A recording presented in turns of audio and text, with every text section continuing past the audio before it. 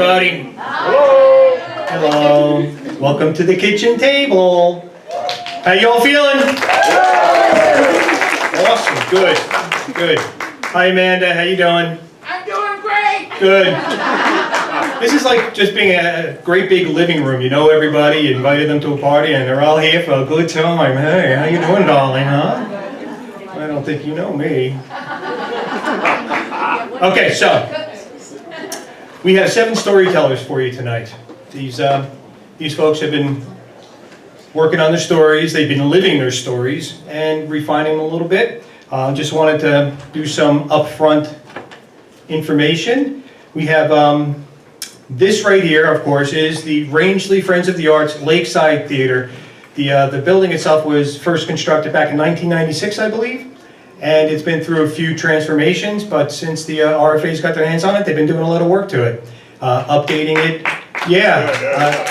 And the design, the improvements that have been made have been steady and ongoing. Some of it's by way of grants, which that's our grant writing machine right there, Val. But the bulk of it comes from you folks, and this is why you're here. You contribute, and you've made a home away from home for yourselves. The RFA is a nonprofit whose mission is we bring the arts to life in the Rangeley Lakes region. We support concerts, theater, movies, the visual arts, and art gallery, drama camps, student music lessons, school arts programming, and CASA. That's our after-school program for teens, which has been going on now, I think, for 4 years. Yeah. We depend on donations to run our many programs. If you enjoyed tonight's event, please feel free to express your appreciation. If you don't, just say that you were at Sarge's, okay? Sarge's last night was just them.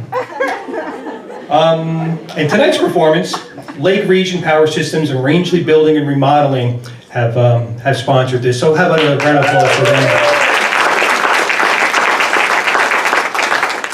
Our upcoming and ongoing events, our outdoor concert series starts Monday, 7 p.m. We've got at the Haley Pond Gazebo, the Ball Brothers Band.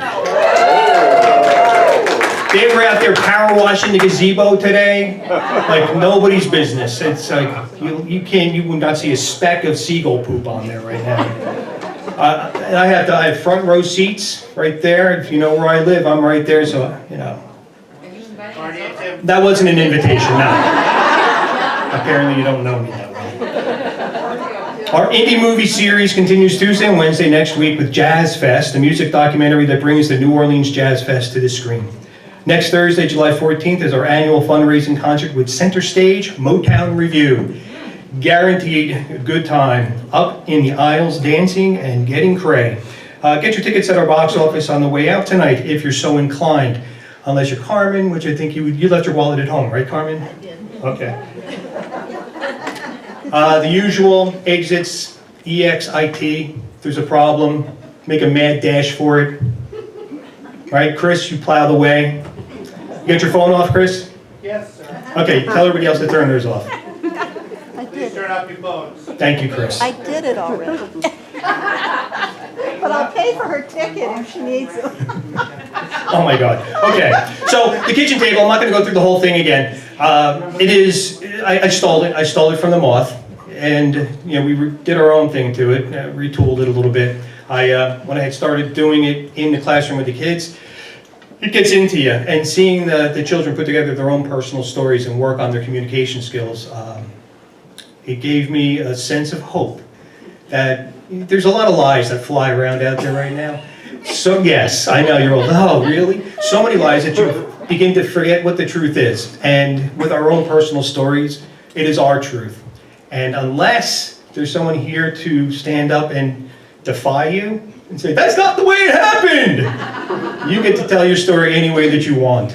As a matter of fact, we have a student here, no longer a student of our school, Maya La Liberty. Hi, Maya. Just graduated. She's on her way to the big time. What school are you going to, Maya? Bates. Yeah.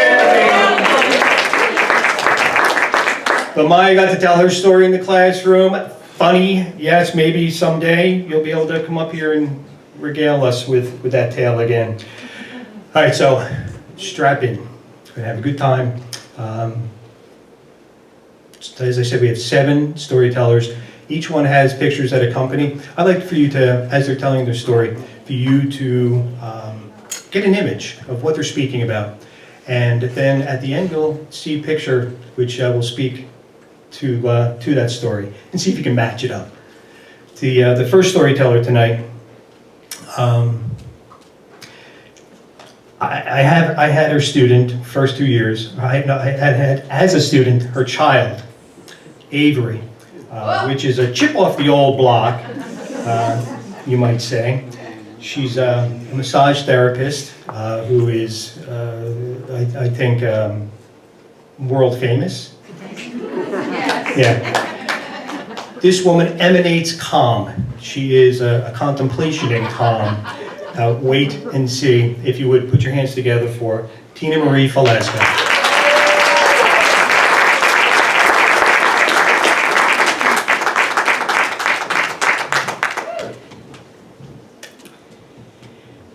First time I ever mowed a lawn was May of 2017. I had never mowed a lawn in my entire life. I had no idea what had been kept from me. I had a John Deere mower, a riding mower, because I had 3/4 of an acre that I needed to now take care of. It was an X485 with a Briggs & Stratton motor, just beautiful, which I really have no idea what that really means, although I did look in my manual today, and it said something about a drivetrain, and the speeds in it are infinite. I was like, that is not helping me hone down my story, but we'll continue. So I buy this, now previously in my other places that I've lived, other people have always mowed the lawn. And they look like they're having fun. And it's always been a riding mower. They're out there and they make these beautiful straight lines. And some people get really into it and they have the checkerboard and that's not me. The first time I went out there, I'm trying to do these straight lines back and forth, back and forth. I am miserable. It became work. All of a sudden it was stressful to go out there and mow this lawn. And finally I just said, you know what? I'm just gonna go around. Because I didn't want to go back and forth over some place I'd already mowed. So it seemed really inefficient. And the most efficient way was to just go around and around. Which then felt, after the first time, like it was a ride. It was joyful to go out and mow this lawn. I don't know if maybe when you were younger, maybe 3 to 6 years old, you go to the carnival and you have the carousel.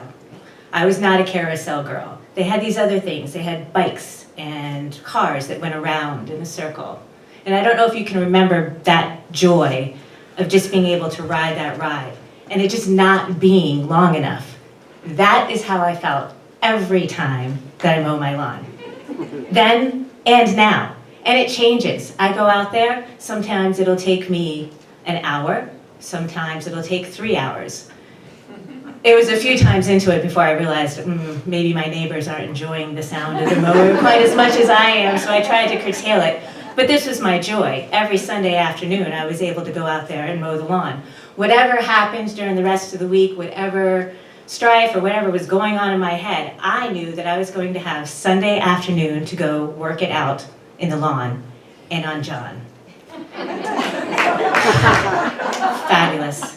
In the spring, you got to smell the grass, and it was fresh, and they make candles that smell like green grass. No, being there on top of it is just wonderful. In the middle of summer, you have to wait until the grass is nice and dry. If the dew is too much, then it sticks to the blades. You wait, and in the afternoon, the sun is high, the grass is a different green than it is in the spring. Again, around and around. Fall was amazing. Leaves you can go through and you can they spit out the side as you're going through, and that was a fun mowing experience as well. Just every time. Sunday afternoons were my favorites, and I'm thinking with this mower, as I have the 54-inch deck, but I also have a snow blowing attachment. I get to carry this fun into the winter.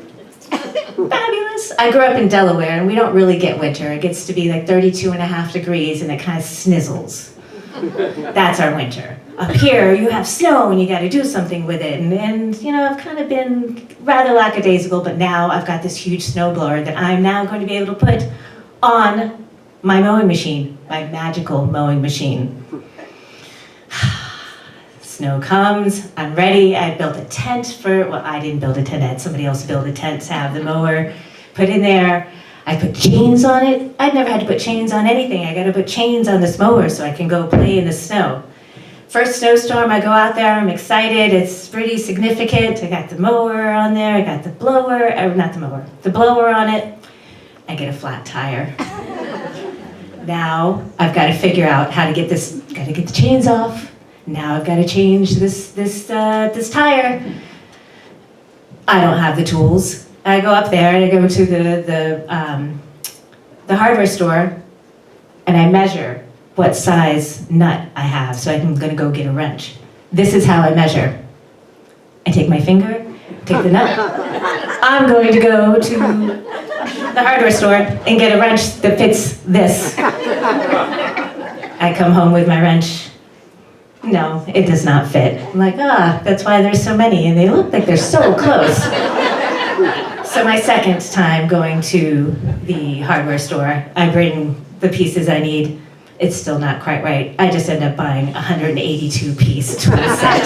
I figure whatever I need is going to be in there somewhere, and I'm going to need it again some other time. We're about an hour and a half, 2 hours, still have not blowed anything yet. Snow blowing is nothing like mowing, I'm realizing.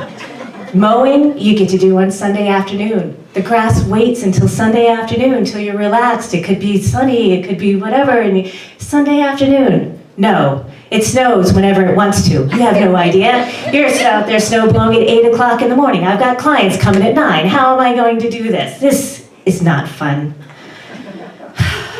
All my desires of thinking I'm going to work out whatever's in my brain on my mower or snowblower go by the wayside. Eventually I change the tire and I get the chains back on. Now I'm going to snow blow. It's got a great plume of snow that it can shoot 20 feet. It can do 20 feet this way to the neighbor's yard, and it can do 20 feet this way to the other neighbor's yard. Or it can just go 20 feet right back in your face. Guess which one I chose? So, after this experience, and I tried it a couple times, I eventually put John away and got my neighbor to come and plow my yard. Gratefully so. But I was sad because I had lost the joy that I had had from riding this mower every Sunday. Gratefully in the spring came back again. I went out there and it was enjoyable again. I was able to mow the lawn, and I've not used it as a snowblower since. I've used it for a lot of other things, but definitely not for snow blowing. I am grateful that the grass continues to grow. I wasn't quite sure how I was going to end this. This has been a very difficult thing. I knew how I was going to start the story, but I didn't know how I was going to end the story. And I found, as I was trying to remember how I wanted to end the story, that I'm grateful that there is no end to the story. There's no end to any of my stories yet. Even, when I get to the end, and there will still be something. I'll be saying something at the end. So, no, there's no actual end to this story, except for I am grateful that the grass continues to grow so that I can continue to ride my mower.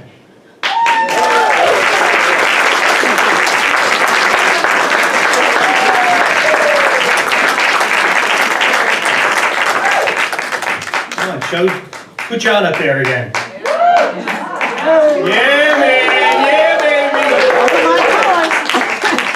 X485. Yeah. Full tire. Infinite speeds. Which one? Infinite. You have to advertise this so we can time it so we can drive by. While you're putting your yeah. Sunday afternoons. Yeah. You'd be two-wheeling it. Turn it into a low rider. Right? Yeah, get the hydraulics going on it. Nice. That was fun. Thank you, Tina. Next up, He has been here before. You may have witnessed him before, and I hope you enjoy him again. This man, he's a retired physical therapist, explorer of the mind. If you know him, then there's no truer words. And a local raconteur, Mr. Alan Wicken.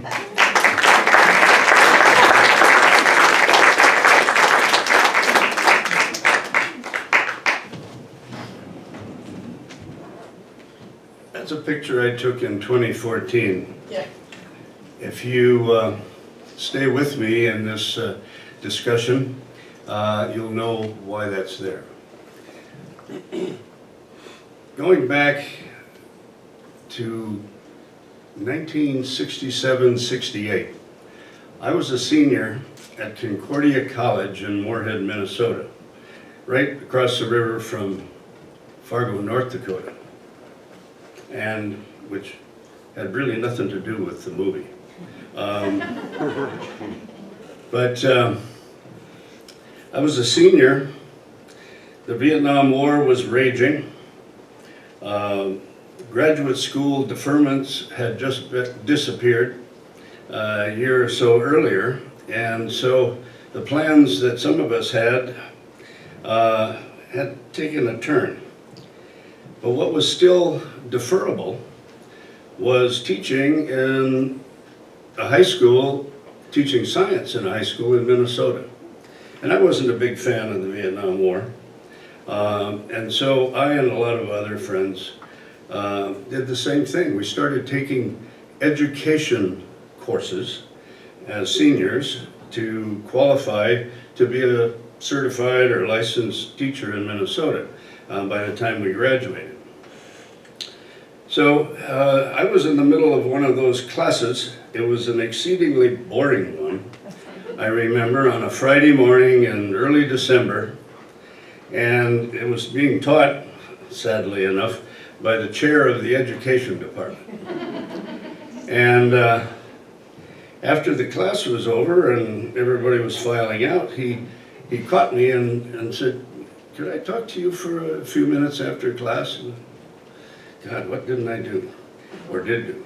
And so he said to me, "You are well aware of the exchange program that Concordia has had successfully run for the last couple of years, exchanging, I think for a full semester, 4 or 5 students from Virginia Union University in Richmond, Virginia, one of the traditionally early all-black colleges, still going, and they've been exchanging students. Now, Northwest Minnesota is sort of like Northwest Maine. It was very white. And Richmond, at least the half that I ended up going to, was very black. And he gave me a proposition, actually, I guess it is. He said, "We have identified you as one of 4 or 5 senior students who are set to go do their student teaching at the beginning of the next year, 1968. And we would like you to be one of our student teachers going to an all-black high school in Richmond, Virginia, Armstrong High, and do your 8 weeks or so of student teaching. And we're doing the same exchange with some of their students in some all-white or almost all-white school in Northwest Minnesota." And so he said, "Think it over the weekend and get back to me Monday morning and we'll go from there." So I did give it a lot of thought. And I decided I'm going to do this. This is an opportunity, as I told him on Monday morning, to experience something that I really hadn't experienced before. But I've been seeing a lot of stuff on TV and in the newspapers and so on. The civil rights movement was going on, the protests for this, that, and the other thing, including the war. It was a very turbulent time. And I said, you know, this is an opportunity to learn more than just the art and science of teaching high school biology to a bunch of sophomores. So, fast forward about 3 or 4 weeks. It's the first week of January 1968, and there I land in Richmond, and I was to live in the dorm there at Virginia Union and have a black roommate. There were about a dozen white students at Virginia Union, but the rest of the population was black. And it was in the black half of Richmond. Richmond was split right down the middle. There was a main avenue in the middle of town, Broadway, and it was all black on one side and all white on the other, just about 100%, or 50-50, if you want to look at it that way. And so I get to the dorm, I check in, I do whatever I need to do to let people know who I am and where I came from, and I met my roommate, a very likable guy, Frank Doggett, from Atlantic City, New Jersey. And he was hell-bent on welcoming me. And so, that was on a weekend, I think. It was Saturday I arrived. And Sunday night, before I was to go to that high school and start this experiment, he said, we need to go downtown and show you around on downtown Richmond, give you a feel for it. So, neither one of us had a car, and it was dark. It was January. And we went out by this main road next to the campus to flag down a cab. And after a while, one come by and we whistle and holler, and it's fairly dark and not much for streetlights. And we both ran up to the cab. I got there first. And just as I was explaining where we wanted to go and so forth, Frank comes trotting up. Cab driver looked at him, said, I ain't giving a ride to no effing N-word. And just put yourself in my shoes. I was embarrassed for my whiteness, I guess. I didn't know what to say. And Frank just smiled, put his hand on my shoulder and said, Alan, welcome to Richmond, Virginia. And the other end of my experience was much more positive, and I'll get to that. Actually, my whole 8 weeks was very positive. I met my supervising teacher, a very experienced biology teacher, Miss Hattie Gadsden, and she welcomed me and introduced me to all 4 of the biology classes I had for the next 8 weeks, and we got on from there. And if you're expecting me to say this was a most horrifying negative experience in the world, it really wasn't.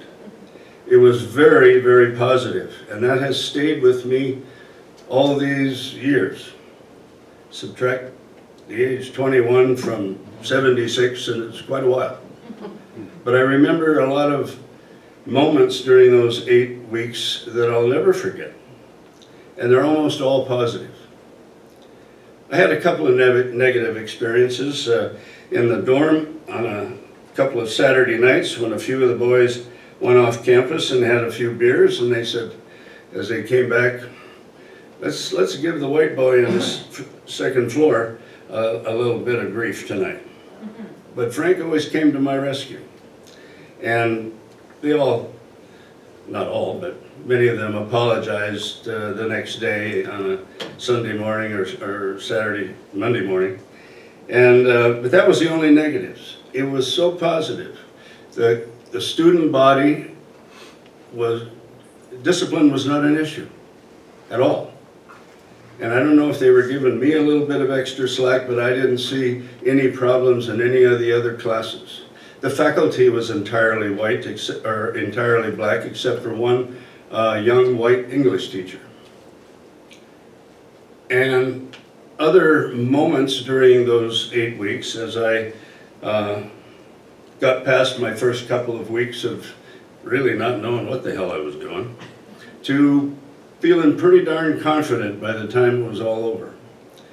And one moment I remember, about 6 weeks into those 8 weeks, I'm standing up in front of the class pontificating about something. And in a biology classroom, there's often a sink and, you know, lab tables and so on. And I happened to glance to my right, and I saw myself in the mirror above the sink. And it startled me. I had been in an entirely black environment for those first 6 weeks, and you know, it took me aback. I don't know if the students noticed anything about me, but that was an interesting moment. I had one of the other things my good friend Frank felt compelled to do was to get a good taste of the black culture in Richmond. James Brown was coming to town to the Richmond Auditorium. He says, "We're going." We went. I'm pretty sure I was the only white person in the whole auditorium, but it was one hell of a performance, and I'll never forget it. And I got all kinds of other things that I know Tim is afraid that I'll start rattling into and never get out. But I had nothing but positive experiences. And the bookend to that 8-week period, the interface with the cab driver at the front end, but on my last day, before I was to fly out the next day back to Minnesota and finish my last semester of my senior year, the students in those 4 classes, and they weren't from very wealthy families, that's for sure. They took up a collection and bought me a little Instamatic camera. That was the iPhone of 1968. Everybody had the little boxy Instamatics. And I think I'd mentioned all the things that I was doing. I was exploring that part of Virginia with the other Concordia students on the weekend, and I said, I wish I had a camera. Well, somebody picked up on that. And they bought me that camera, and the first 4 pictures on that first roll of film were those 4 classes. Each class, I had them at the end of the hour lined up over by the specimen case and so forth, and took those pictures. I still have those 4 pictures. I'll be damned if I can find them. But you gotta trust me. They're precious shots of 25, probably on average, students in each of those classes. And we just spent those hours that last day talking about Minnesota and talking about my impressions and their impressions of me, and we laid it all on the table, and it was all very, very positive. So, I get back to Minnesota. People are asking me, well, how was that experience down there? And I let them know, just like I'm letting you know. And I learned a couple of things. One, I think I learned a little bit about the art and science of being a biology teacher, but not everything, that's clear. And I put that to good use for 2 years. From 68 to 70, to 1970, teaching high school biology in a little town in west central Minnesota. A graduating class of about 90, so I guess it's a little bigger than Rangeley. And so the teaching part I put into practice, and then 2 years later I got drafted in the Army, and that's a whole other story. But that other one that I was expecting, and I really found, was I was going to learn something else. A little something else about the American culture, society, etc., and a place that I had never experienced before. But I wasn't about to turn down the opportunity. And it was about, well, sometime within the next year or so, I saw a clip on television, you know, black and white, of Martin Luther King's speech in 1963 on the steps of the Lincoln Memorial. And there are a couple of quotes. You remember the very end of that speech, which took about 20 minutes. I read it in its entirety just recently. I just wanted to go back, make sure I get a quote right and so forth. And so I read through the whole thing, and it's really a remarkable speech. So I recommend it. Just Google, "I Have a Dream," Martin Luther King, 1963, and you'll find it. And on that level, what I really learned, and I said to myself, semi-formally, I guess, but I said, you know, if I ever have kids, I'm going to make sure that they grow up in a household that never says a negative thing about somebody just because of the color of their skin. And one of the quotes midstream in Martin Luther King's speech that day, and you have a crib sheet here because I want to get it exactly right. And the one that I kind of hung on to. He said, "I have a dream that my 4 little children will one day live in a nation where they will not be judged by the color of their skin, but by the content of their character. I have a dream." And in '74, we had our first son, and in '76, the second one.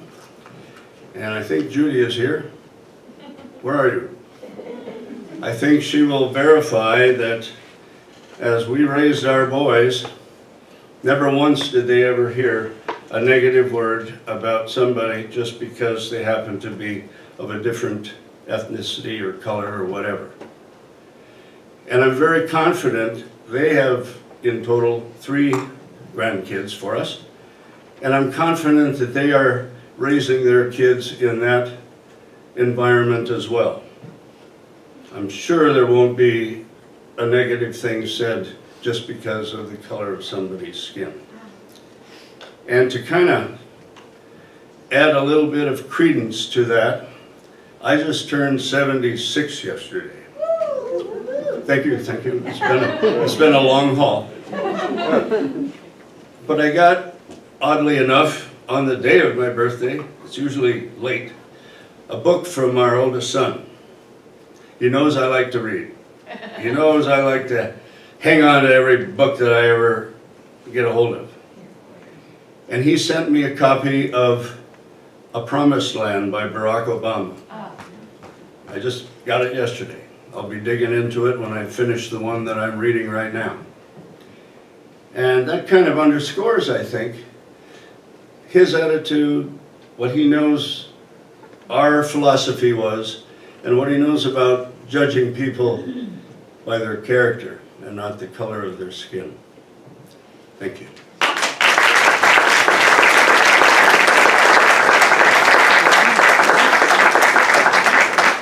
Alan Wicked. Thanks, Alan. If he was half as white then as he is now, he definitely stood out. When he pulled the speech out, I thought it was going to be the whole 20-minute thing. That was great, Alan. Thanks. Next up,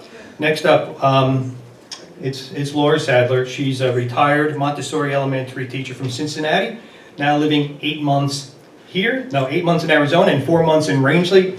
She's a veteran storyteller. We're lucky to have her back again. Please, Laura Sadler.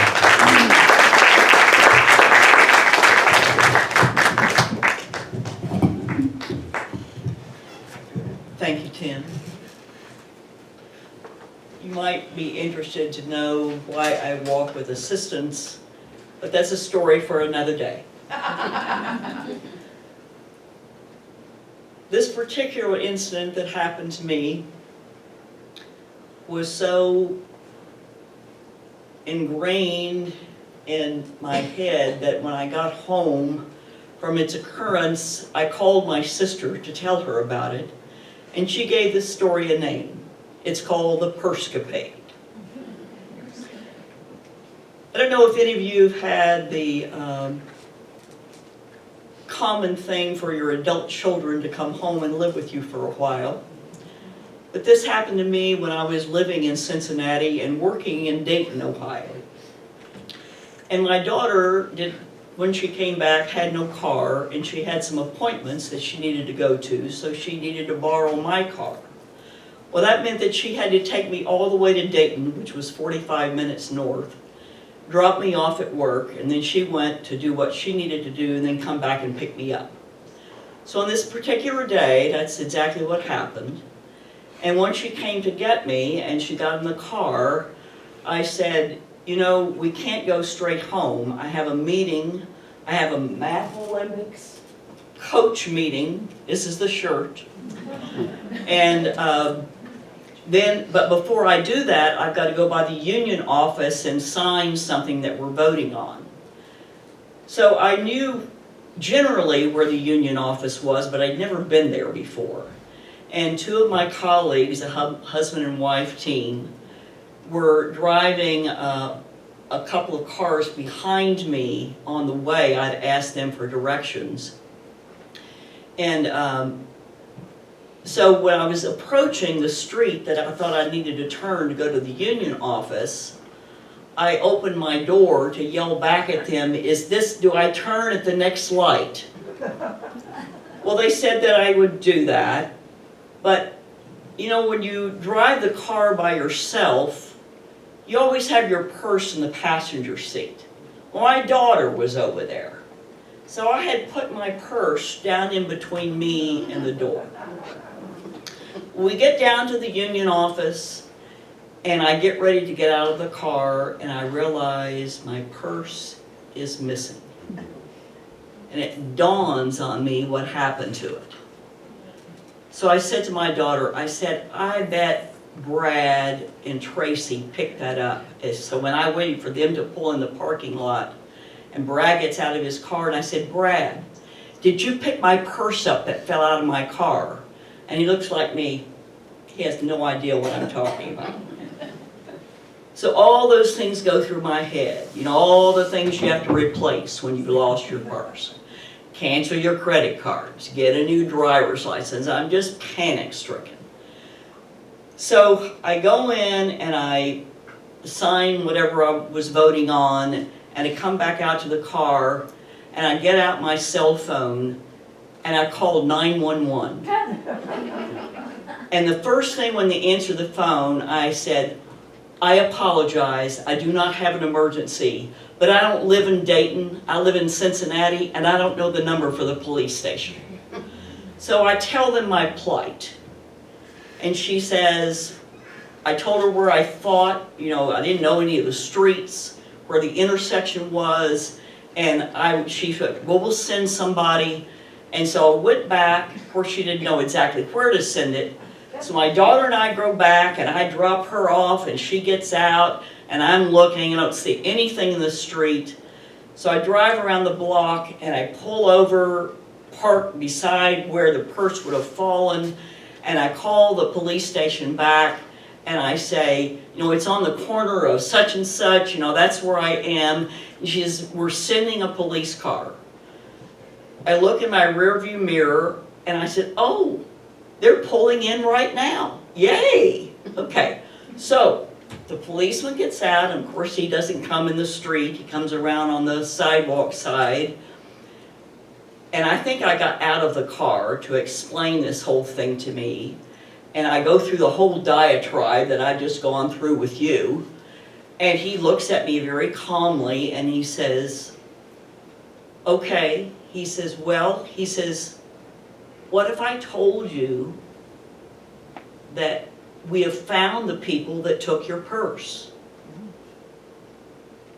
And I said, well, that would be great. And he says, and we have your purse. But that would be even better. He says, all I need you to do is drive over to this satellite office. You wouldn't know that here. But in big cities, they have several police stations. So my daughter and I drive over there. We're both just flabbergasted. How can we be so lucky? And we're sitting there, we're waiting, not very patiently, but we're glad about the news. And so a few minutes, these really buff guys come in that are off-duty policemen. And what has happened is that behind my friend's car are the people that reached out and grabbed my purse. Behind them are these two good-looking off-duty policemen. And they see them take the purse and they follow them. And they get on I-75 heading down the highway. They're calling in to the guys that are on duty and say, we have a car, here's the license plate. Well, lo and behold, the people in that car are wanted. So not only have they managed to find my purse, I reciprocated by helping them get some criminals. And the guy in the car, in the back seat, had drug paraphernalia on the seat. The guy who was driving, who had my purse, when he was pulled over, he says, we were just getting ready to call her and tell her that we found her purse. Of course, my cell phone was in there, so he couldn't very well call me. So anyway, these good-looking guys came in, and my daughter's watching, and they said, well, we will need you to go through this purse and prove that you are the owner. So you know what purses are like. They're full of all kinds of stuff. So I'm over there digging through my purse and all of this, and my daughter is looking at the policeman, and she says, what are the odds of this happening? And the policeman said, well, watching your mother for the last few minutes, I'd say, pretty good.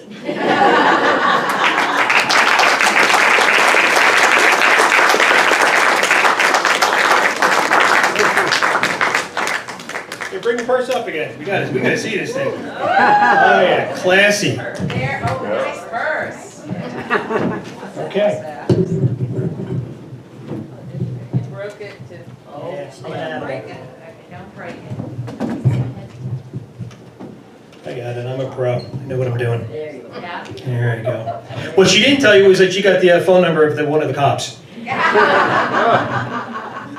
They have Thanksgiving together every year. Is she married? No, don't tell her husband. Okay. All right, moving along. Next up, well, she is the RFA goddess. Anybody who knows what this woman's been up to since she's gotten here in Rangeley has been a main contributor to revamping this entire theater, and we'd be lost without her. She is a retired doctor.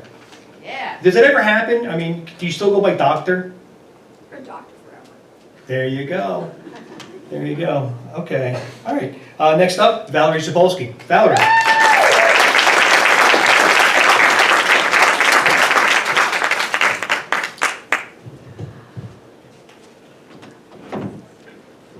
So I remember thinking, why are they drowning him?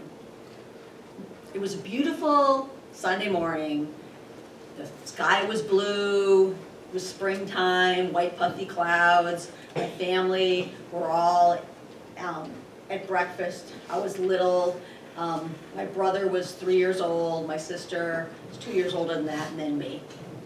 And we're all sitting in the kitchen in the house we lived in, and it's a white banquette with electronic coffee pot plugged in at it, and we're eating pancakes and bacon, and you know, it's a beautiful time, it's just a nice day. And my brother, 3 years old, had finished his pancakes, and he had slid off the banquette underneath, and so he's going around underneath the table and pulling down everybody's socks and untying their shoes and pretending you're tickling their legs. And so then my dad reaches down underneath and he's tickling him, and all of a sudden, he's laughing and thrashing and being tickled, and all of a sudden the coffee pot jumps and spills boiling hot coffee everywhere. And my sister and I push back. We're not going to get coffee and stuff on our dresses, getting ready to go to church. My dad yells. My mom is taking napkins and towels and trying to soak up the coffee. And then my brother starts to scream. And it wasn't his mad cry or sad cry. It was like piercing forever.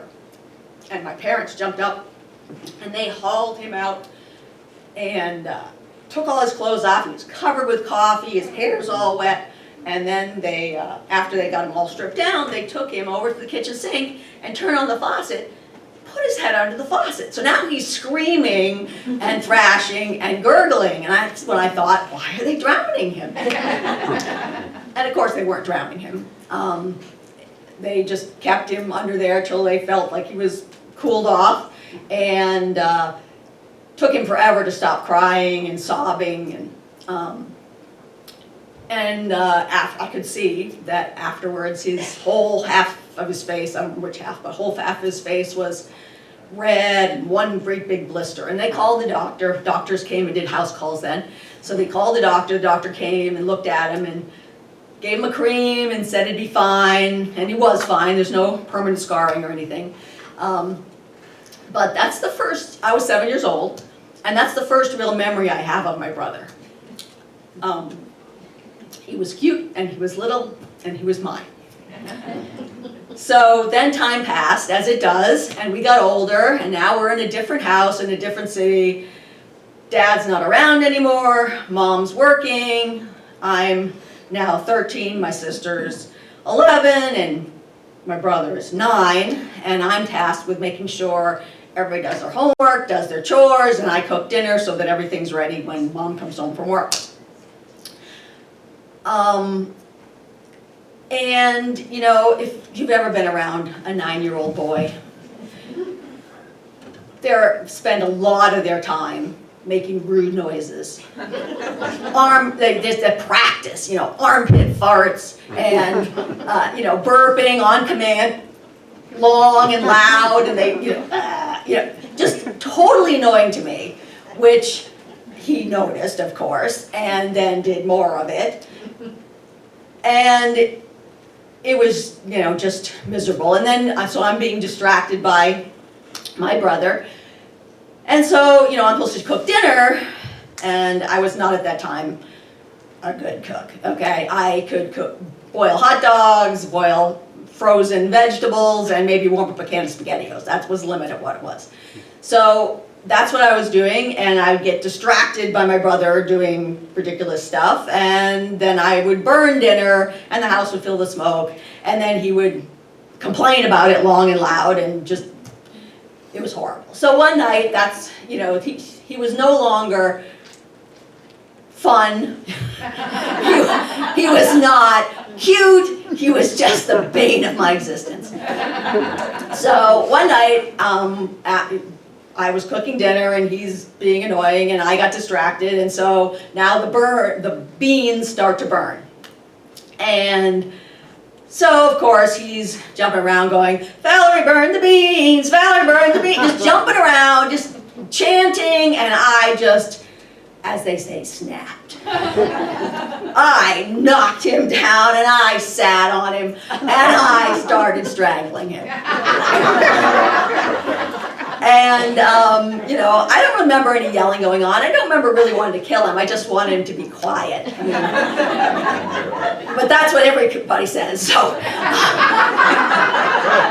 So anyway, so he's on the floor, I'm sitting on him, and my sister, the middle child, comes over and says, not excited or worried or anything, really calmly comes over and says, "You don't want to kill him, Mom will be mad."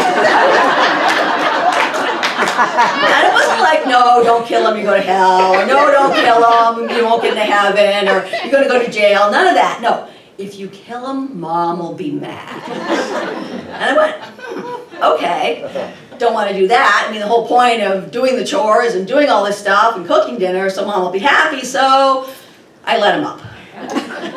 And we never told Mom anything. She never knew anything about it. I never came that close to killing him again. Maybe he became less annoying, maybe I became more tolerant, but life for all continued. And some more time passed, and my senior year of high school, my family decided to move to Rangeley. They bought the family farm and decided to move to Rangeley. And I said, nope, I'm not moving to Rangeley. And after presenting my argument, they listened to me and they let me stay where we were living on Cape Cod. And they found a teacher for me to live with for the fall semester. So the rest of my family went to Rangeley. So by the time I got to Rangeley, around Christmas time, my brother had, without me being around to boss him around or being my responsibility or any of that stuff, he had reinvented himself. He had his own friends, his own activities, his own chores, and I could see him as a real person. He was not annoying to me because he wasn't my problem anymore. And he was like cute and kind of amazing talents for a teenage boy. So anyway, that was nice. So then some more time passed. And now a couple more years, and now I'm 20, he's 16. He is way bigger and stronger than me by this point. And he's now the guy on the other end of a big chore with my dad, because I was the oldest, so I was always the person on the other end of the dresser or the ladder or whatever. But now he's the bigger person, so he gets to do all that stuff. And that was okay with me because I valued my fingers.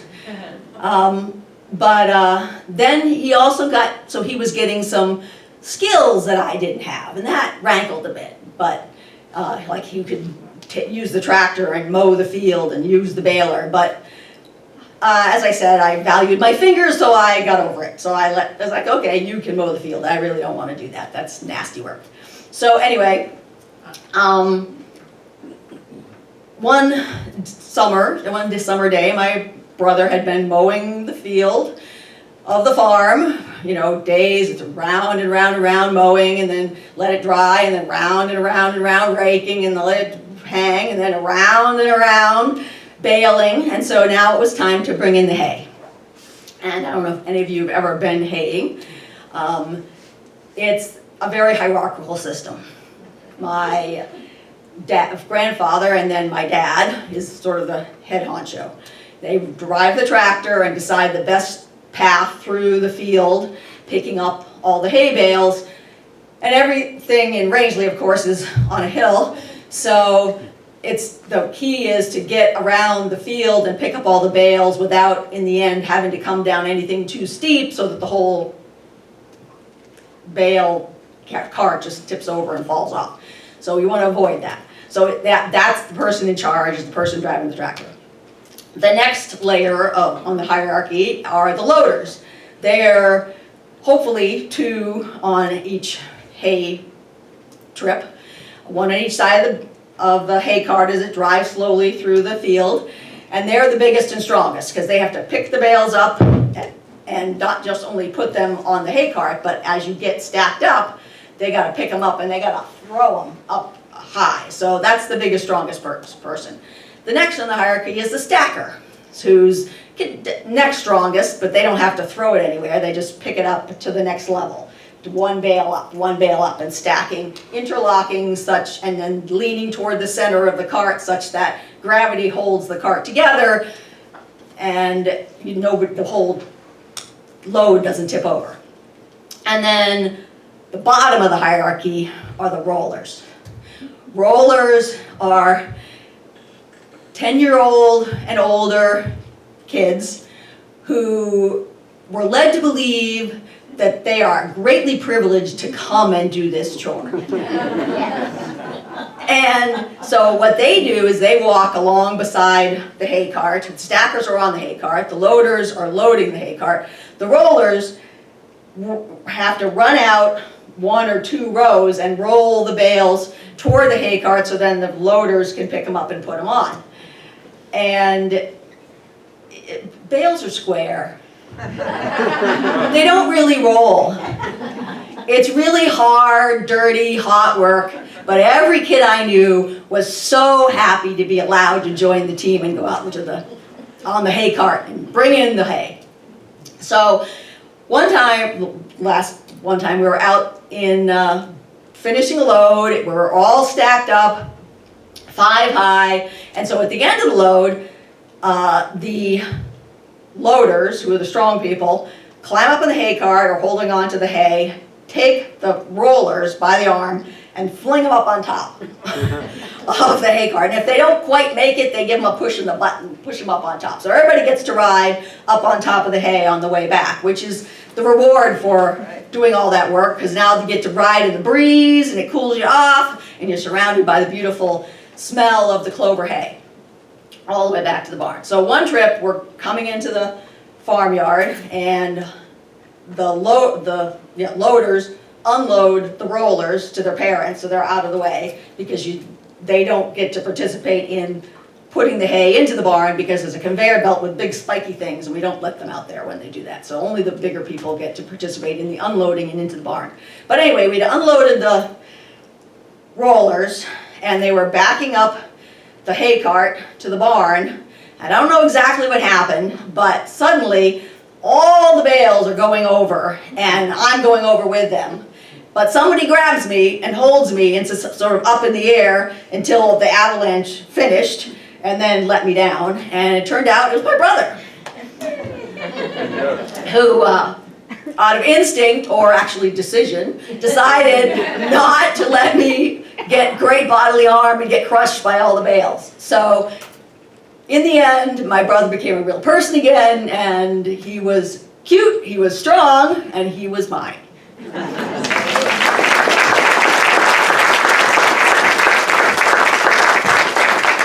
it going for Valerie.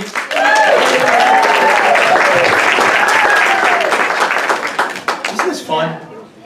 This is what I love doing this. My brother is the one in the dark t-shirt. Usually bigger than me. And right now Tina's thinking, yeah, you call that a mower? I don't think so. She's got a John. That is really cool. A little bit of history here. Pam, does that sound about right? Okay, verified. I took that picture. You took that picture? That explains why it was perfectly framed. Nice. All right, let's keep her going. Next, first time on our stage, not on the stage. You've been on the stage before in plays, and yeah. Heidi Sorensen. She was born near Seattle, Washington. She's lived in Rangeley for 40 years. First on Toothaker Island on Moosilauke. I said it. I had no idea how to say that when I first got here. She now divides her year between Rangeley and Key West, and we're really lucky to have her here. Put your hands together, please, for Heidi Sorensen.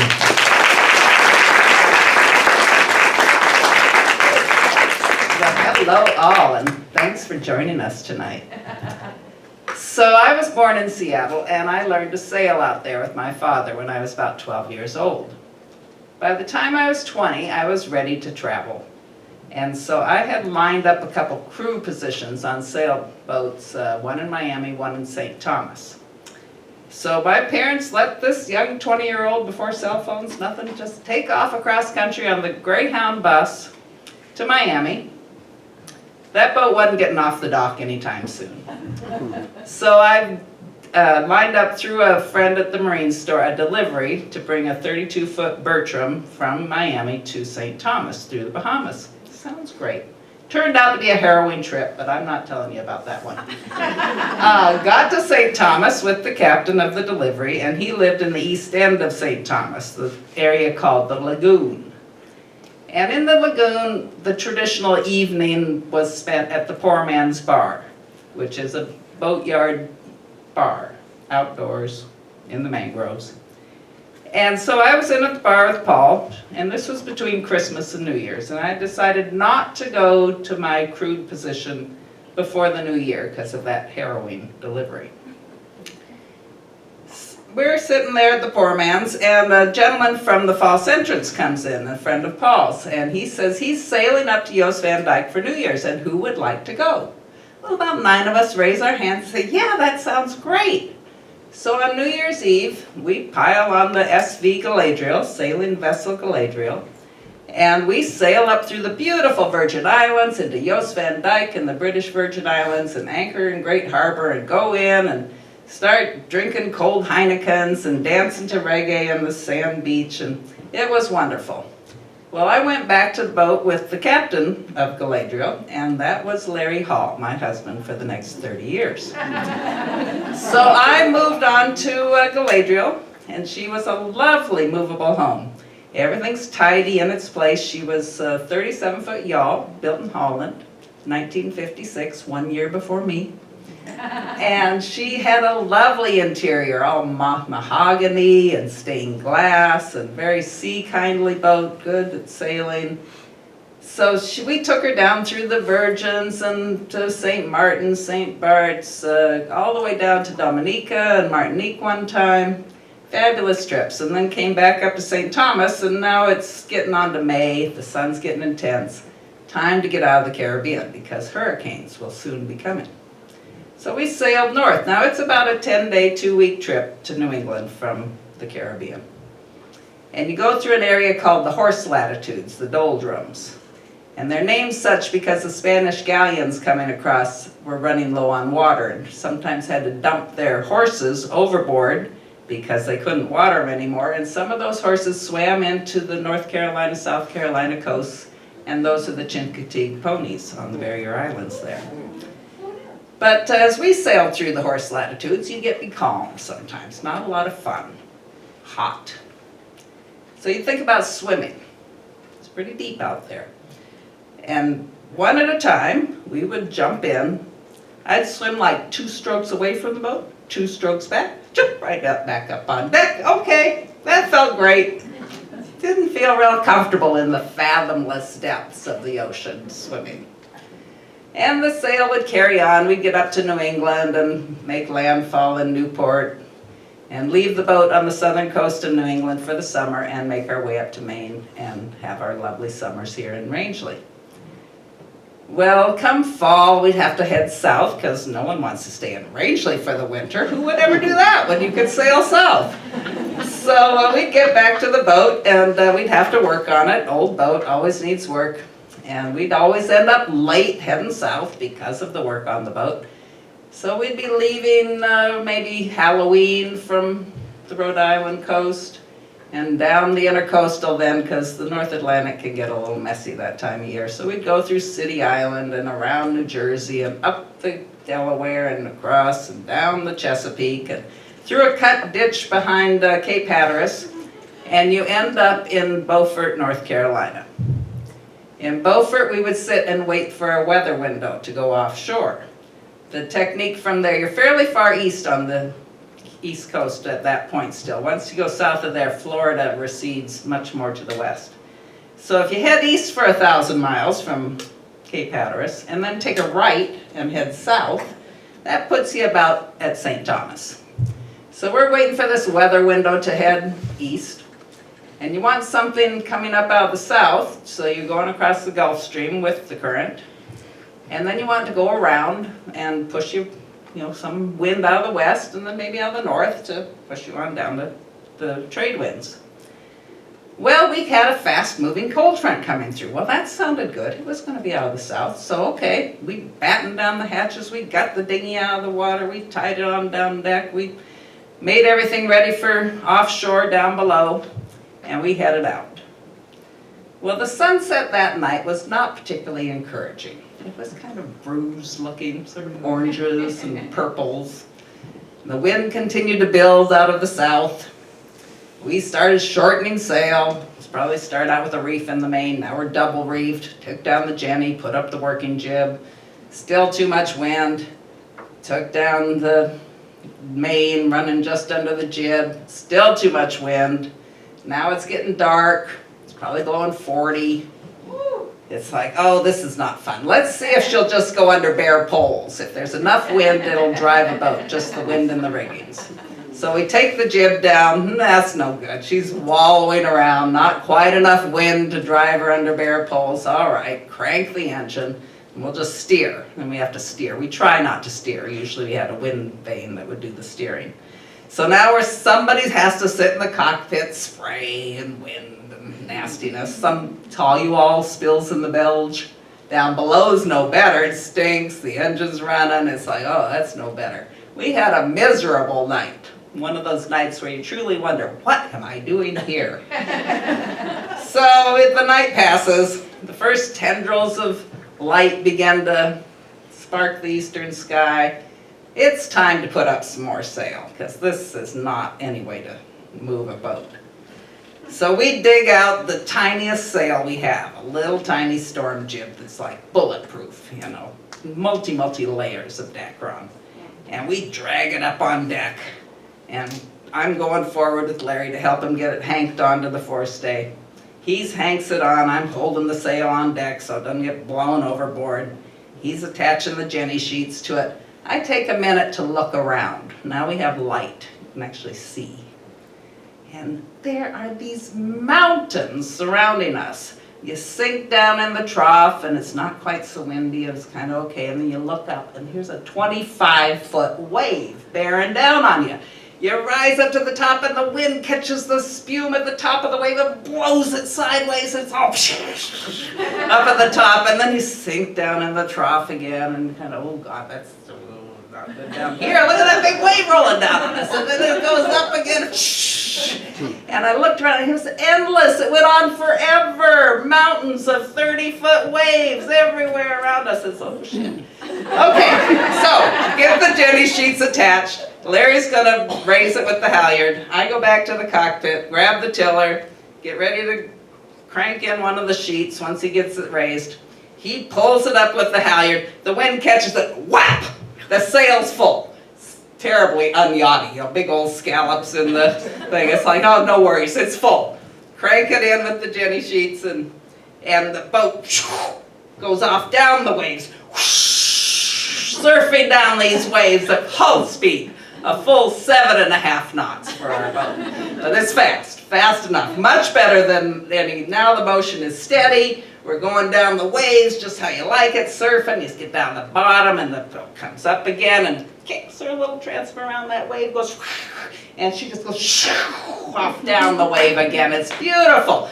We hook up Gandalf, the wind vane, and we hook him up to the tiller. Now we don't have to steer anymore. Fine. We can go down below, it's excellent. And we ran that sail for 3 days. Not that we really needed to. We were only doing 2 or 3 knots at the end of the 3 days, but we were just loving it not having so much motion anymore. You know, my word.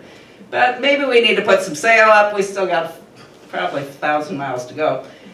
And get the main up, we're underway, things are out of the bad, into the good, we're cruising along. After about a week, we start seeing Tortola come up on the horizon, and we sail into Jost Van Dyke, and go in, throw the dinghy on, straighten up the down below, which is a mess. A lot of used towels, sheets, it's a mess, wet. But we untie the dinghy, throw it in the water, row into the beach, go into Foxy's, have a cold beer. Thank you.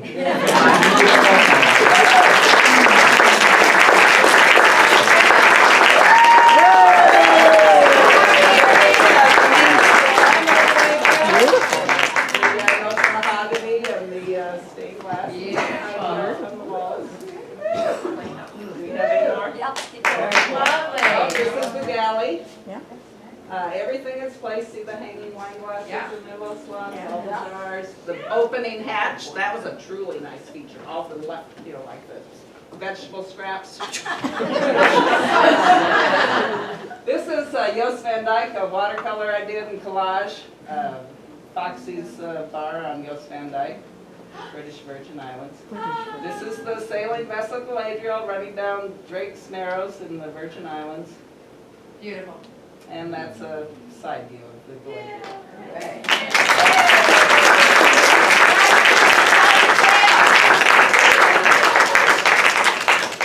Very nice. That was great. I'm feeling a little seasick myself right now, but I just today I saw some bruised clouds coming out over Haley Pond. I'm in my kayak. I'm thinking, it looks like it's going to be a stormy one today. I'm going to have to get myself back in again. I couldn't possibly do that. No, I wouldn't. No, I'd set off that thing, beep, beep, beep, come get me. I am not doing this. Thanks, Heidi. Right, next up, again, first time to our stage, Bunny. Bunny's originally from New Haven, Connecticut. She's been coming to the Rangeley area for vacation all of her life. She moved to Saddleback Mountain in 2015. She's here with us tonight. If you would, please put your hands together for Bunny Gazikis.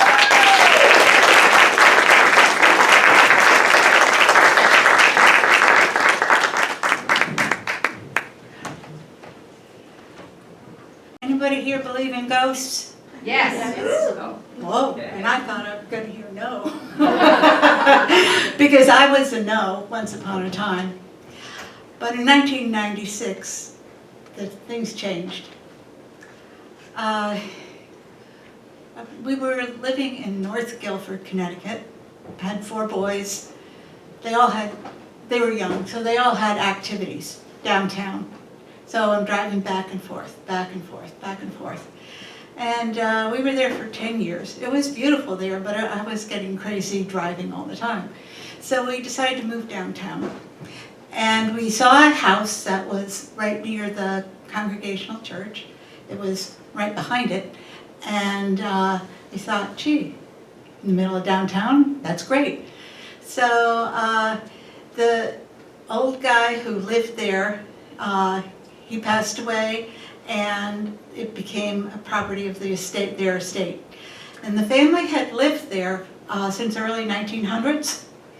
So this guy, he was in his 90s when he passed away, and he had a sister also who had, neither of them married. He had a sister who died earlier.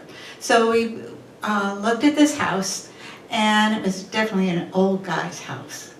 It had plywood cabinets in the kitchen, a brown countertop, a brown floor, a 50s refrigerator.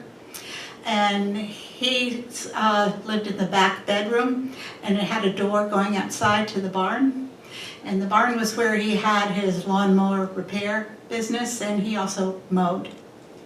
I was a pusher, probably push, but anyhow. And just inside the barn door was a funnel with a hose going down to the ground. He peed in it. He didn't want to go back in the house.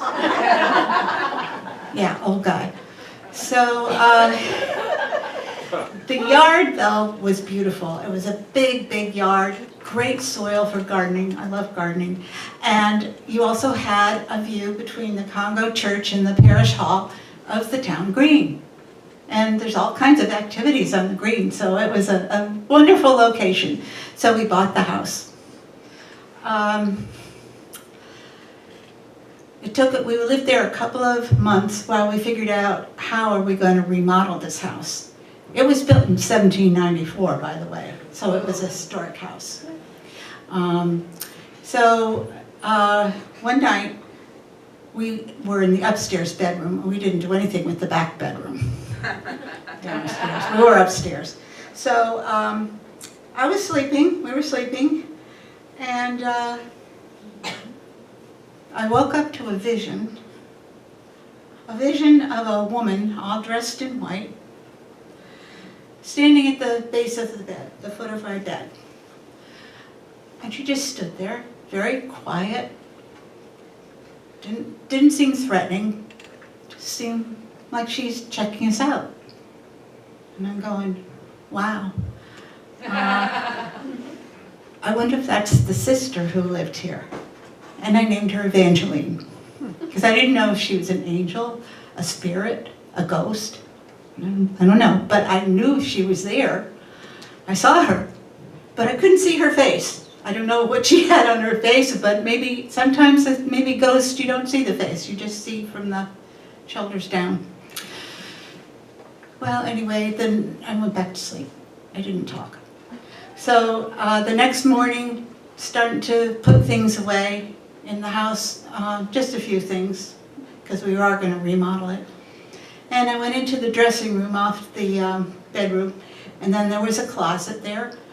And I was getting ready to hang some things up when I saw there's no closet pole. And then I saw it leaning against the wall, so I pick it up, put it up in this holder. Then I went to do something else, and when I came back, the pole was leaning against the wall again.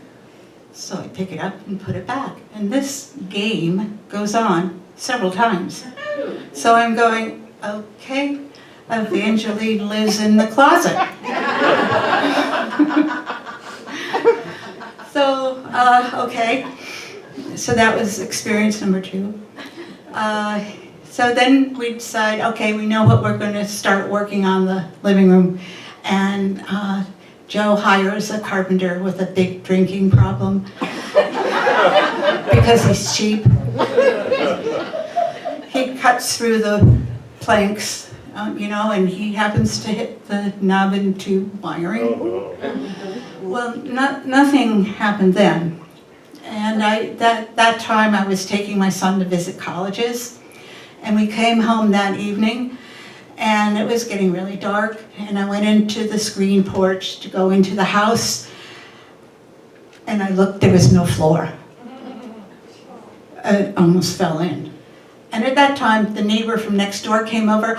Oh, I called in the fire at 8:30. Everybody was gone. They're all fine. They're at your mother-in-law's. Why didn't anybody tell me that our house had been on fire? So I go to the mother-in-law's for the night. Next morning we come back so we could see the damage, because now you can see in the light.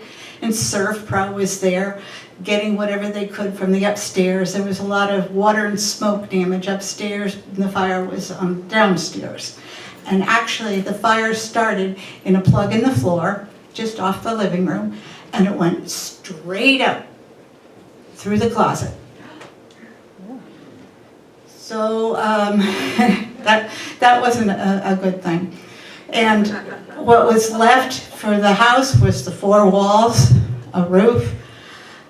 Must have been the staircase, because there was the second floor, just the floor. And then downstairs it was the dirt floor, because the house was on the dirt crawl space. So we had a lot of damage. We lived in a trailer. The insurance company brought a trailer and put it in the yard. So we lived there for months while the insurance company figured things out. Well, I have to back up a second, because when ServPro was taking out mattresses and a few things, Joe went upstairs with a cardboard box to take all the stuff out of the medicine cabinet, because that was probably fine. And he puts all the stuff in the box, and he turns to go down the stairs when it burst into flames.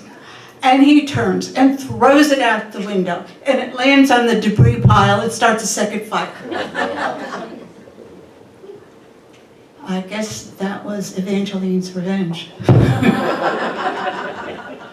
She was not happy that we ruined her house. And the fire department had to come a second time. They weren't happy. And then the arson detective came and questioned us. Oh, you want to burn your house down? No, we didn't do that. After months of wrangling with the insurance company, we started to fix it up, because we're do-it-yourselfers. So we fixed up the house, and I wanted it to be the turn of the century again, so I picked out the wallpaper with the fruits and the flowers and all that.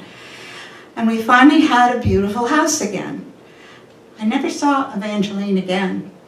I think she liked what we did to the house. But I do believe in ghosts.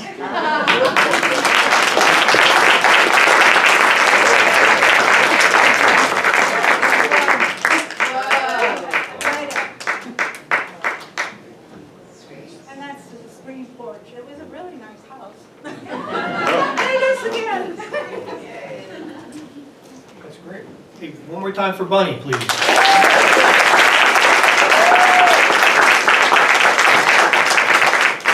And while I do take away the fact that you saw a ghost, I took a note, funnel. I've already begun to diagram it. I'm thinking maybe I can utilize. You get to, Evan, you become a man of a certain age, you know, you got to get up a couple times in the night, you'll see. Say, oh yeah. Oh, yeah, well, people on Main Street will be. Singing in Tinsby, singing in Tinsby. All right, enough of that. Okay, so next up, our last storyteller of the evening, Marie. Anybody who knows Marie, you know you're in for one heck of a story. She comes to Rangeley, having been born and raised in Watertown, Massachusetts, the fourth of 5 daughters. She has been coming to Rangeley for 38 years and has owned her home in Aquasic since 2008, and it is her happy place. She always says she resides in Watertown, but does her living in Rangeley. She's retired from IBM and worked most of her life career in high tech. in high tech. I left the other part of it. She's a Grammy to 2 and aunt to many. We are so lucky to have her tonight. Put your hands together for Marie Sutherland.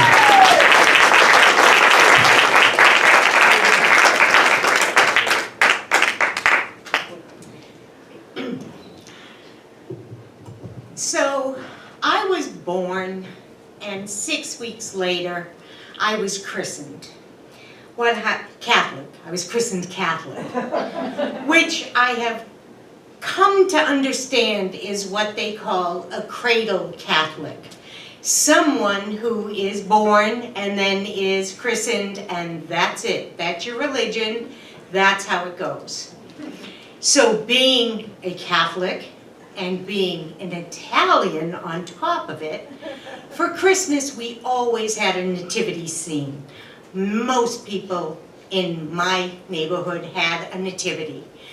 So our creche was built by Mr. Burgess, my father's dear friend. And as Tim said, I had 5, there were 4 sisters, 5 girls all together. So we were different ages. So the Mary and the Joseph and all the people were always being traded in and out based on our ages. So when you start out, you have the rubber Mary and Joseph and the little rubber baby Jesus, so that if he falls, he doesn't break. And then we moved up to like hard plastic, you know, but you drop those, they chip their nose. You have the camel with the broken leg that you gotta lean against the manger so he can stand up, the donkey with the broken ear, the whole thing. So you have kings, you have Marys and Josephs and baby Jesuses. Not all of them were rubber, but most. And so you just cycle through these things. So as time went on and my family, you know, my parents passed away, I inherited the manger and all of the people from my entire life who live in a gallon baggie, a Ziploc. And they used to live in a plastic bag, but I upgraded them to a Ziploc. So they live in a Ziploc bag. And inside of my manger for the last almost 25 years is the most beautiful boxed Mary, Joseph, baby Jesus, and 2 sheep. All alive, bro. Beautiful. All pure white porcelain. They're gorgeous. And so that's what I've been setting up for the last 20 plus 30 years now. So, I meet my husband, who is not Catholic, was Methodist, but not very committed. And for a good portion of our life, believed he was an atheist, which I had to struggle with, of course. But that being said, occasionally you have to take your non-Catholic, possibly atheist husband to events at churches. So the first time Bob and I go to church, it's to a wedding of a coworker from Prime Computer. So we're walking, you know, you walk in and there's a gentleman, and then there's an usher and a woman, and then there's my husband, and then there's the usher and myself walking down this aisle. If you've ever been in an older Catholic church with all the stained glass, they're stunning. And my husband, being an artist, is just so amazed. So as he's walking, he's just looking at all of this stained glass. Until the woman in front of him stops to genuflect to go into the pew. At which point, Bob falls over the woman, knocks the woman over, and the ushers pick them both up, brush them off, and put us in our assigned pews. First time Bob goes to church. Second time Bob goes to church, my mother had passed away. It was her anniversary mass. Now Bob hadn't known my mother. I met him after she had passed. But my father, every year, had a mass to celebrate the anniversary of her passing. It was usually a weekday mass early, and then he'd take whoever went to mass to breakfast. So Bob wakes up this morning and he says, "Is today the mass? I think I'm gonna go, so I can go to breakfast." I'm like, "Honey, that's not why you go to mass." He's like, "Well, I'm going." So we go to church. Uneventfully, he doesn't fall over anybody. Nobody is on the ground. So we're sitting there, and they bring up the gifts. So the water and the wine and the unconsecrated hosts are taken up to the altar. And Bob leans over and he says, "Hey." He's like, "Are we having salad?" I said, "What?" He said, "Are we having salad?" I said, "No, we're not having salad." He said, "Well, they just brought up the oil and vinegar like you keep on the table for when we have salad." Second time Bob goes to church. Now the next time Bob goes to church, I'm not with him, mercifully, I thought. A friend of his had passed away at work, and so all of the guys from the garage decide they're all going to put on their best suits and off they're going to the funeral. So Bob goes to the funeral, comes home, everything's grand. So a few months later, it's getting to be Christmas, so you know the manger's going up. But anyway, we need to go to a Christmas party for where I was working. So therefore, Bob's suit would come back out of the closet, rarely, but he came out of the closet again. So you're getting your husband's suit ready. For some of you, you'll recognize this. So you pull out the napkin from the last wedding, and the book of matches, you don't even know where that came from. And then I reach in and I pull out the body of Christ. So I'm standing with this Eucharist in my hand, and I freak out. Bob hears me freaking out, he comes running, and I'm like, "What is this, and where did you get it?" And he said, "Oh, when I went to the funeral, everybody got up. I thought they were going to pay their respects. However, they weren't. There was a guy standing there in white, and he held this thing up, and he said something, and I thought he said, 'Bow to your something or other.' And I said, 'I don't bow to anyone,' took it and put it in my pocket. So now, I'm standing there, holding the body of Christ, knowing somewhere there's a priest that still has a little, he put it in his pocket. He put it in his pocket. He put the body of Christ in his pocket. So now I'm like, oh, what am I going to do? So I turn, I say a prayer, I eat the consecrated Eucharist, the body of Christ, and Bob says, "What are you doing?" I said, "What am I doing?" Now he's freaking out. I said, "Bob, to the best of my knowledge, there's only two things to do. You can eat the consecrated body of host, or you can put it in a jar of water, melt it, go outside, dig a hole, pour it in, bury it. It's December, and there's snow on the ground. I think I only have this one option." So Bob did go to church other times after that, but nothing was as eventful as those first three. So then Bob gets ill. So he almost dies. He goes on dialysis, 7 years on dialysis, waiting for a transplant. He gets his transplant, then he has a stroke. Then he, because he has no immune system, he catches a Cryptococcus fungal meningitis, which is something you don't want, and he ends up with a brain injury, very serious brain injury. So after he gets out of rehab and he starts to come around, he says, I've been rethinking this atheist thing. I said, you have? And he says, yeah, I think I'm going to be agnostic. And I thought to myself, I said, well, good, honey, that's nice. And in my mind, I'm thinking, just keeping your foot in the door, aren't you? Because now you've come close to death 3 times, so just leaving your options open.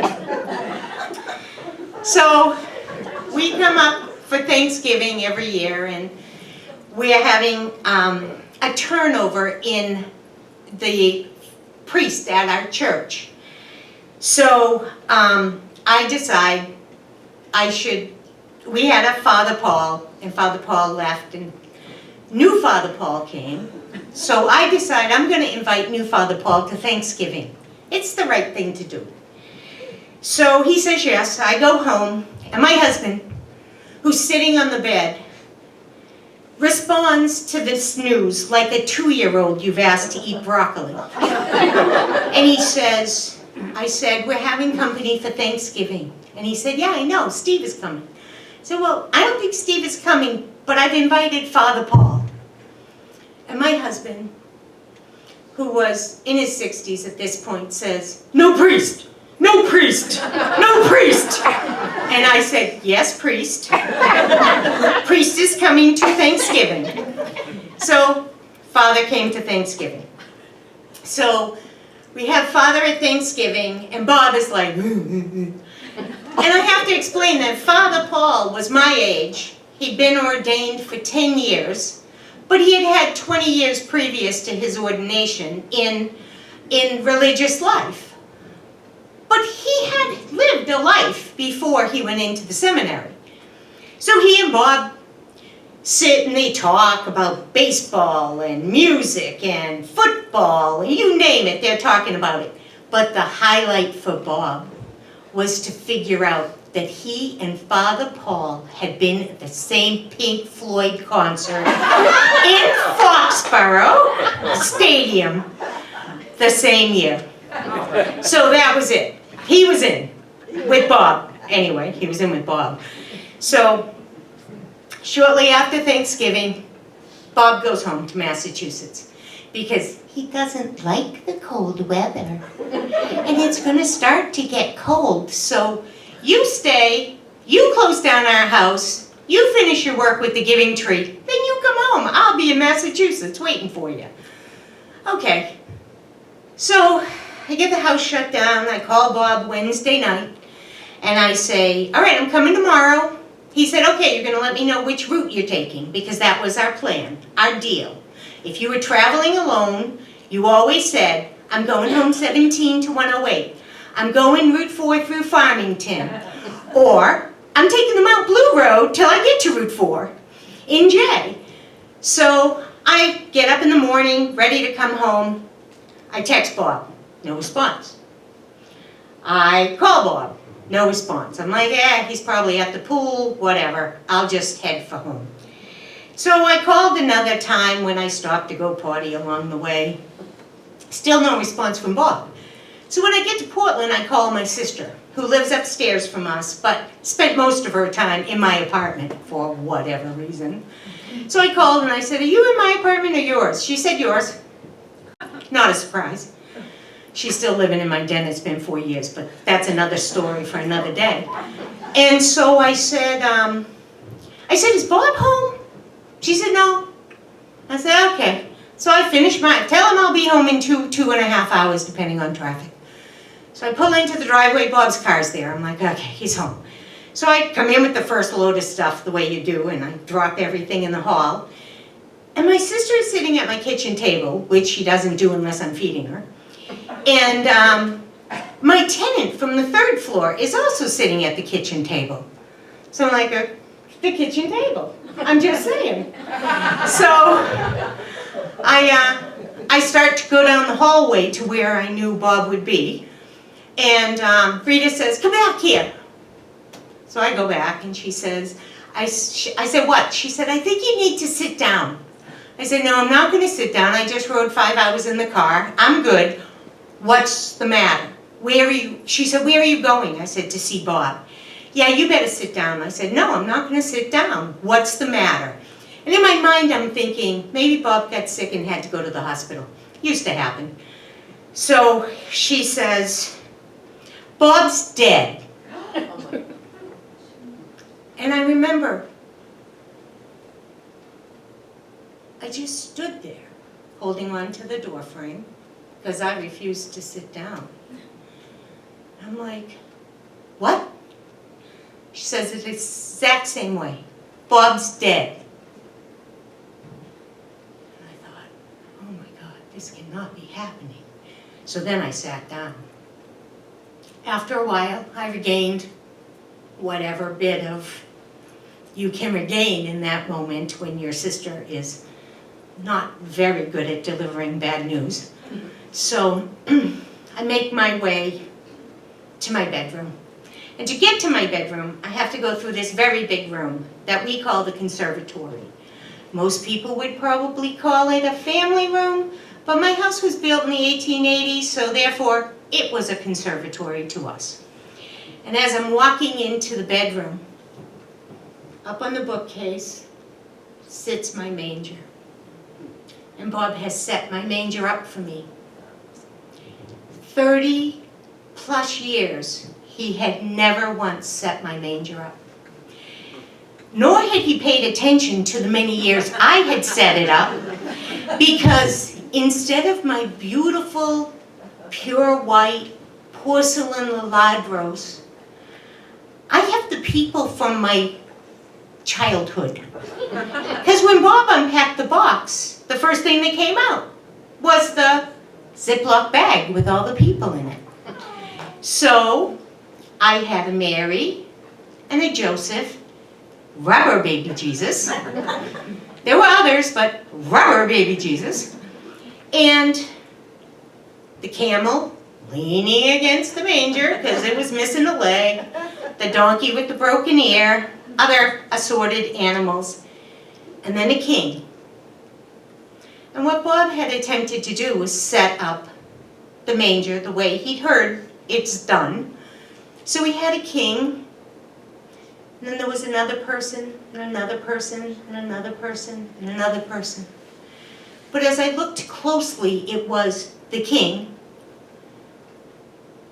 a Joseph, another Joseph, and a third Joseph.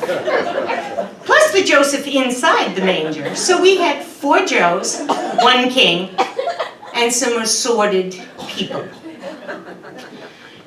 But it warmed my heart that he knew it was December and I was going to have short time once I got home. So he had set up my manger. So to this day, that still is very special to me.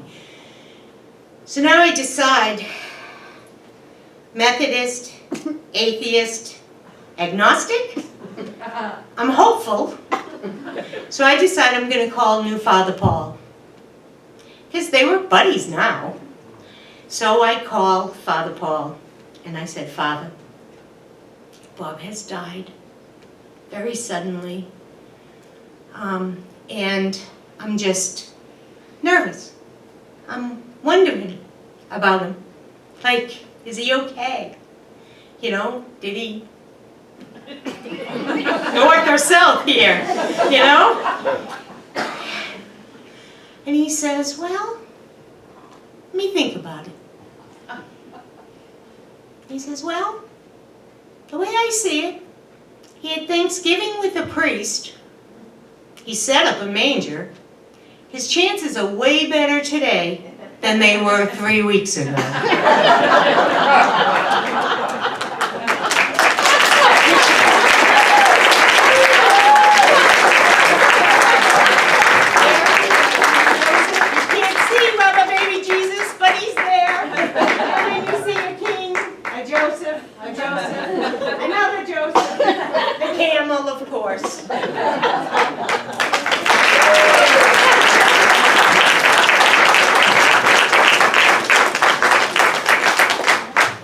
Thanks, Marie. You're welcome. What a progressive manger that is, huh? All those Josephs hanging out together, I don't know. So there, 7 stories, Fabulous. right? A quick plug, we're doing this again on August 5th, and I am giving you an invitation, if you are interested, to tell a story yourselves. Please, by all means, take advantage. We're gonna have workshops, and then we'll be meeting again here in another, close to another month. Good time. I'm glad you all made it here tonight. Would you do this for me? Would you put your hands together again one more time for Tina Marie Falasco, Alan Wicken, Laura Sadler, Valerie Sapolsky, Heidi Sorensen, Bunny Vazikas, and Marie Sutherland. Thanks for being here, folks. Have a good night.